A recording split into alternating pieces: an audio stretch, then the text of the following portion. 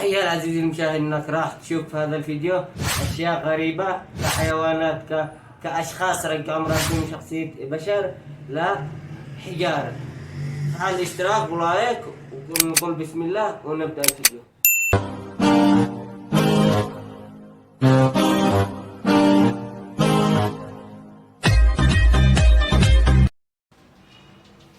اولا قبل اي شيء كنتوا معي بسم الله وخلونا نبدأ الحلقة. كم كان عمرك يوم عرفت ان هذه العشرة الاشخاص اللي تشوفها مع رجع مربي من شخصية انسان الى الى صخرات.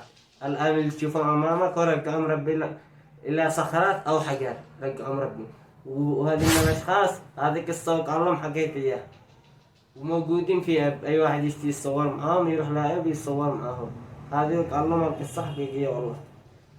والقصة الثانية معنا انه هذا الرجل في السعودية جالس يحرس وتفاجأ بشيء مرعب يقرب اليه.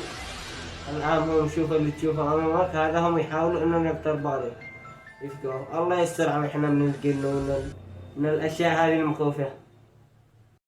والقصة الثالثة هي أكبر قصة في هذا الفيديو عن هذا الحيوان، حيوان هباش القبور الذي يسكن في اليمن في محافظة الحديدة، ويسكن في أماكن مختلفة في الحديدة كزبيد كباقل كالجراحي، يعني في أماكن مختلفة.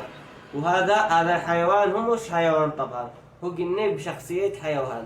وهذا شافه واحد حارس هنجات دقايق وشافه وتفاجأ بشيء مرعب انه ياكل من الدجاج حقه، وانه وطرح التلفون يصور وتفاجأ بشيء مرعب انه يمشي ويلفت على التلفون، يعني يشعر بالرجال انه يصوره. هذا الرجل حارس الدجاج او الدجاج طرح التلفون يصور وراح له. خاف يعني راح له من المكان هذا طرح التلفون يصور. وهذا الحيوان قرب الى عند التلفون وشوف الان هو يلفت، يعني هذا يحس. والقصة الرابعة عن هذه الأفعى التي توجد في جنوب أفريقيا. هذه الأفعى على ما يتكلموا إنها جنين، والمفاجأة في هذه الأفعى إنها تبلع حبة دجاج بالكامل. شوف الآن هي تحاول إنها تبلعها، بس هذه ما في اليمن، هذه في جنوب أفريقيا على ما أعتقد.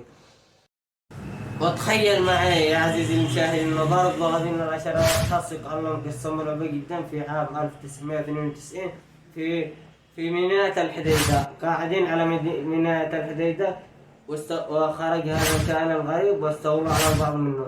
وهذا الحيوان يقول انه خرج في عام 1992 وخرج في عام 1999 فقط واختفى بالمرة.